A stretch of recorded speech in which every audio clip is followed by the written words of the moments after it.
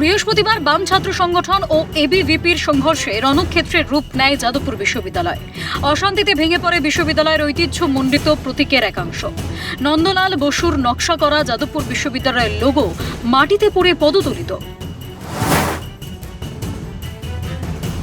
এই নিয়ে ওঠে সমালোচনার ঝড়। কে বা কারা এ কাজ করেছেন তা তদন্তাধীন। তবে এই ঘটনা নিয়ে চলছে অপপ্রচারও। ঘটনায় বিজেপি রাজ্য সভাপতি শ্রমিক ভট্টাচার্যের কড়া বার্তা। এটি একটি পরিকল্পিত চক্রান্ত। এবিভিপি বিজেপির ছাত্র সংগঠন নয়, তবে জাতীয়তাবাদী সংগঠন। নন্দলাল বসুর নকশা করা লোগো ভেঙে ফেলার মতো কাজ এবিভিপি করতে পারে না। এটা একটা পরিকল্পিত চক্রান্ত।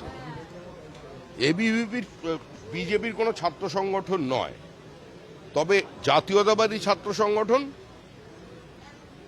এবিভিপির যা লক্ষ্য সেটা অনুযায়ী নন্দলাল বসুর লোগো ভেঙে ফেলার মতো কাজ, গরিত কাজ এবিভিপি করতে পারে না।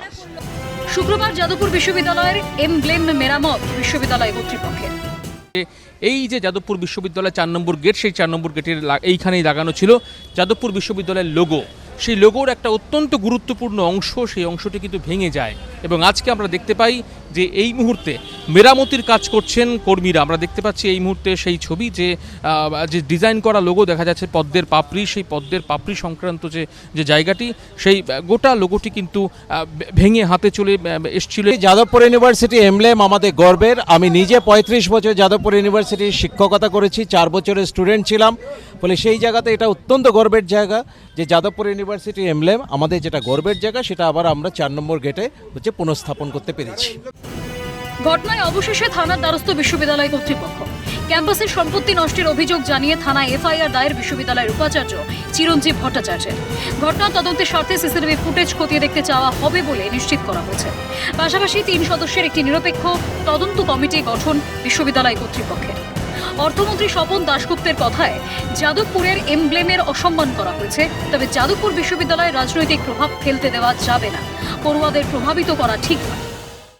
Important that political people of all colors stay away from provoking things in Jadavpur.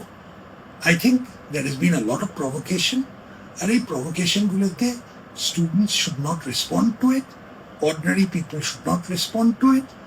পাশাপাশি বিজেপি সাংসদ অভিজিৎ গঙ্গোপাধ্যায় বলেন, এবিভিপি সমর্থকদের কেন মারধর করা হলো? বাম ছাত্র সংগঠনকে এই অধিকার কারা দিয়েছে? এবিভিপি সমর্থকদের মারা হবে কেন?